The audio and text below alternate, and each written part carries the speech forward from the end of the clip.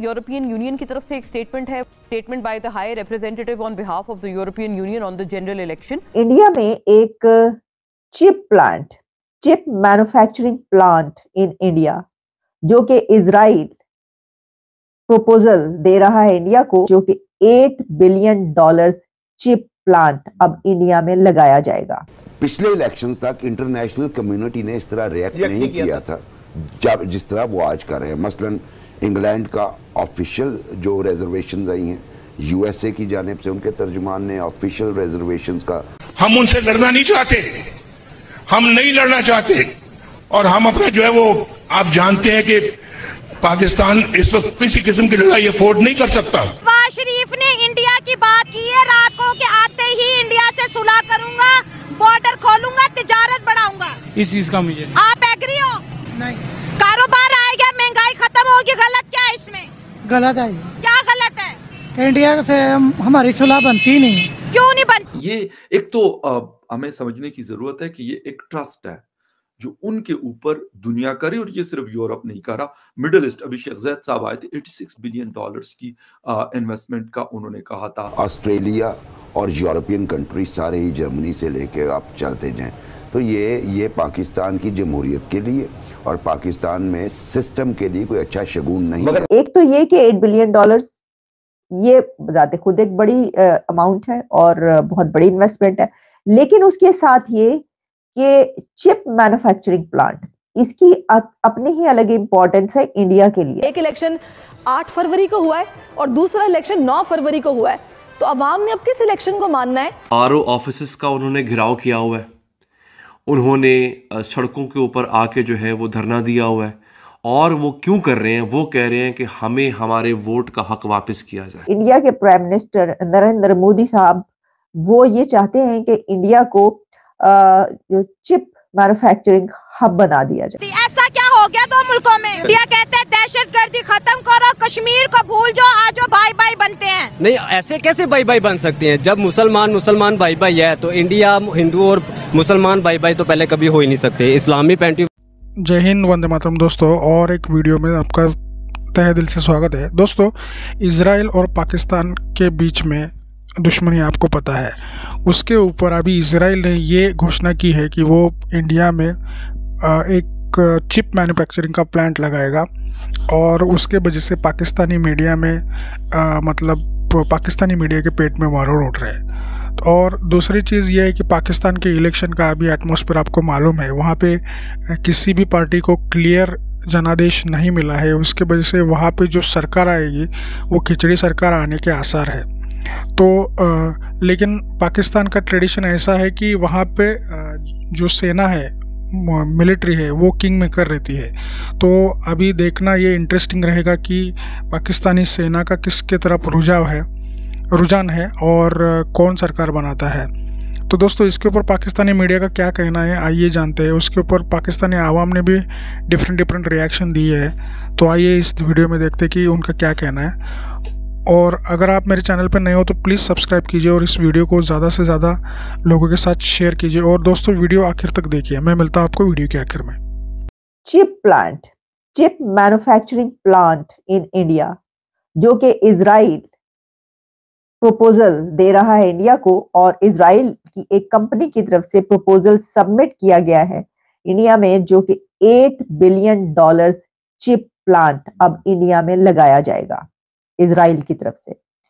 ये खबर आ रही है, और इसमें यह है कि टावर सेमीकंडक्टर लिमिटेड वो ये चाहती है कि ऐसे कोई काम किया जाए और $8 बिलियन इन्वेस्टमेंट इंडिया में करना चाहती है ये कंपनी इजराइल की, जो कि सेमी कंडक्टर बनाने वाली टावर कंपनी है।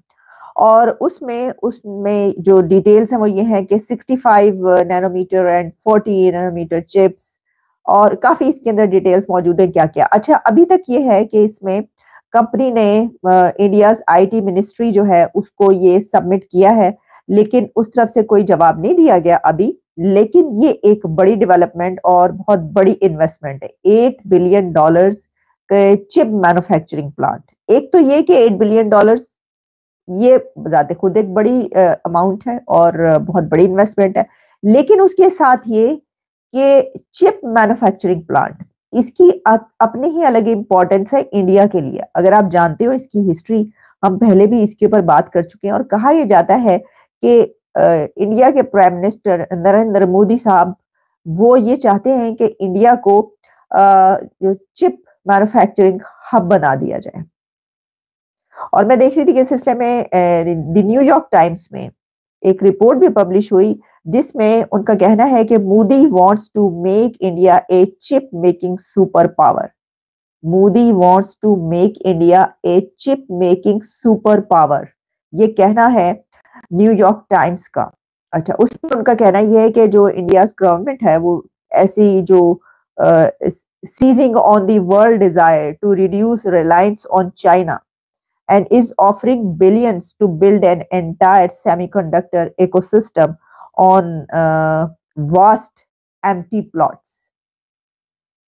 तो इसमें जाहिर है कि रिपोर्ट, अगर हम इसके ऊपर बात शुरू करेंगे तो बहुत सारी चीजें इसके अंदर मौजूद है जो बताई गई हैं इसके अंदर। लेकिन देखिए, इसमें ये कोई पहली इन्वेस्टमेंट तो है नहीं। मतलब इंडिया में तो आए रोज इन्वेस्टमेंट हो रही है ना, और होती रहती है, कोई ऐसी बात नहीं है। लेकिन $8 बिलियन का अब इजराइल की तरफ से ये इन्वेस्टमेंट आना और मैन्युफैक्चरिंग हब बनाना, चिप प्लांट्स वहां पर लगाना, इस सिलसिले में इंडिया इससे पहले और भी जो काम कर चुका है, उस सिलसिले में इंडिया ने अपनी तरफ से भी जो है वो $10 बिलियन इंसेंटिव्स जो है टू द इंडस्ट्री, और यही चिप मेकिंग प्लांट जो है इसके लिए वो पहले ही मुख्तस कर चुके हैं। तो जंग अफोर्ड कर सके। बिस्मिल्लाहिर्रहमानिर्रहीम। मैं सबसे पहले तो इंडिया के हवाले से वो 1947 का एक वो नेहरू की आपको एक रिपोर्ट दूंगा, जिसमें उसने कहा था कि पाकिस्तान की इतनी हैसियत ही नहीं है कि वो एक वीक से ज़्यादा स्टे कर ले, ये मुल्क तबाह हो जाएगा। तो पाकिस्तान ने उसका मुकाबला किया। फिर मैं आपको 65 की जंग की तरफ लेकर आता हूँ। मेरी 65 की जंग में मेरा एक जवान, मेरा एक मेजर, जो कि आज दुनिया से मेजर अजीज भट्टी के नाम से जानती है, उसका कोई जवाबदेह नहीं है। हमने उनको घुस के यहाँ पे जो ये सोच के आए थे कि हम सुबह का नाश्ता लाहौर जिम खाने में करेंगे, और उनको ऐसे चित कर दिया कि वो ना तो फिरोजपुर जैसे ना तो वो फिरोजपुर में रहे और ना ही कहीं और मुंह दिखाने को रहे। इंडिया हमेशा हमें इस बात पर ताना देता है कि जो हमारे 93,000 सोल्जर्स ने इंडिया के आगे घुटने टेक दिए थे, इंडिया हमेशा हमें इस चीज का ताना मारते। इसका जवाब आप कैसे देना चाहेंगे उन इंडियंस को जो इस वक्त आपको देख रहे हैं? मैं पहले उनको सोचता हूँ और उनकी हैरान जो वो एक एज ए न्यूज पेश कर रहे हैं घुटने टेकने वाली। आप तो मेरे उस अनवर जो सिपाही अनवर है उसका मुकाबला नहीं कर सकते, जिसने आपकी ज़बान, जिन्होंने उसकी ज़बान काट दी, उसके हाथ काट दिए, बाजू काट दिए। वो फिर 21 सिंध रेजिमेंट में जाके कहता है अस्सलाम वालेकुम सर, सिपाही अनवर फिर ड्यूटी के लिए हाजिर है। क्या क्या क्या? उन्होंने उसकी ज़बान काट दी, उसके हाथ काट दिए, बाजू काट दिए। वो फिर तो दोस्तों, आपने देखा कि पाकिस्तानी आवाम की सोच कैसे कट्टर है। इस वजह से वो मतलब भारत के साथ आज़ाद होने के बावजूद भी कुछ तरक्की नहीं कर पाए। उसके बाद में 1971 में बांग्लादेश आज़ाद हो गया, लेकिन वो बांग्लादेश ने अपना जीडीपी पाकिस्तान से अच्छा बनाया, और उसका जो बांग्लादेशी करेंसी है वो पाकिस्तानी रुपये से ज़्यादा शक्तिशाली है। तो दोस्तों, ये पाकिस्तानियों का ऐसा ही मतलब एटीट्यूड रहा है। उनको लगता है हम जैसे सुरमार कोई नहीं है दुनिया में, और हम एक रेजिलेंट कौम है, ऐसा वो सोचते हैं। लेकिन अभी उनको मतलब दुनिया में कोई कुत्ता भी नहीं पूछता, उनको भिखमंगों की तरह ट्रीट करते हैं। तो दोस्तों, इस तरह से उनका एटीट्यूड तो है। दोस्तों, ये वीडियो आपको कैसी लगी है कमेंट में ज़रूर लिख देना, और मेरे वीडियो को ज़्यादा से ज़्यादा लोगों के साथ शेयर कर दीजिए। मैं मिलता हूँ आपको अगले वीडियो में।